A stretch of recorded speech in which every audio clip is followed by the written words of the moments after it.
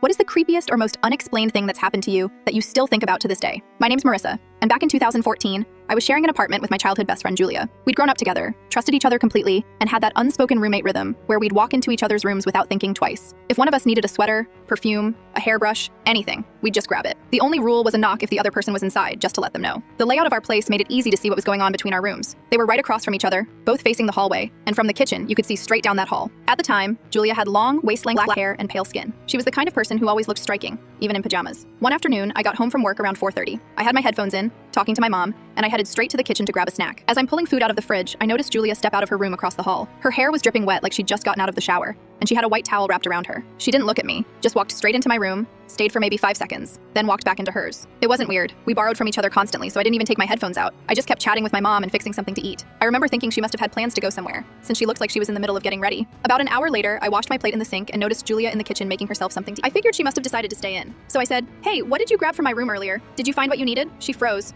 looking at me like I just spoke in another language. "What are you talking about?" "You know, earlier when I got home, I saw you go into my room and grab something. Sorry I didn't say hi, I was on the phone with my mom." She just stared at me for a moment before saying, "Marissa, are you sure you saw me?" I laughed a little because I thought she was joking. "Yeah, you had your hair wet, wrapped in a towel. I literally saw you." Julia's face changed completely. Her skin went pale, her eyes wide. She told me to grab my phone and come with her to her car right now. I thought maybe something bad had happened, but she wouldn't explain. She just grabbed her purse, my keys from the counter, and practically pulled me out the door. Once we were in the car, she finally said, "I got home 5 minutes ago. I spent the night at Ryan's. I haven't been here all day." I just stared at her, trying to process. I'd seen her. I wasn't guessing. It wasn't a trick of the light. It was her. Same wet black hair, same pale skin, same towel she always used. She called the police from the car, and when they arrived, the apartment manager came too. The officers went through every single part of our apartment: closets, under beds, behind the shower curtain, even the storage unit outside. They were in there for a long time, but they didn't find anyone or anything that seemed out of place. The manager had maintenance change our locks immediately and gave us new keys on the spot. I thought that was the end of it until Julia told me something else that made my stomach twist. For the past week, she'd been hearing noises in her bathroom. Little things, like bottles shifting in the shower or something tapping against the counter. Every time she went to check, nothing was there. She'd brushed it off as pipes or maybe the neighbors making noise through the walls. After that night, neither of us felt comfortable in the apartment. I kept replaying what I'd seen in my head. The way Julia had moved, how she didn't look at me, how quickly she'd gone into my room and back out. It wasn't blurry, it wasn't out of the corner of my eye. I saw her in full view, in the same way I'd seen her 1,000 times before. We stayed up late that night, both of us too wired to sleep. Every little sound from the walls made us jump. We didn't know if someone had been hiding in there, or if I'd seen something else entirely, something I couldn't explain. I'd never been someone to believe in ghosts or anything paranormal, but I knew what I saw. For the rest of that semester, we were hyper aware of everything, locking the door every time we stepped inside, double-checking the windows, keeping the TV or music on so the silence wouldn't get to us. We never figured out what happened. It's been over a decade now, but I still think about it, about how certain I was in that moment, how normal it felt to see her walking into my room, how much it didn't cross my mind that it could be anyone else until she told me she hadn't been home. And I'll never forget the way her face looked when she realized I was serious. That was the most unsettling part. Not the cops, not the empty apartment, but the fact that my best friend, who I'd known my whole life, looked genuinely terrified.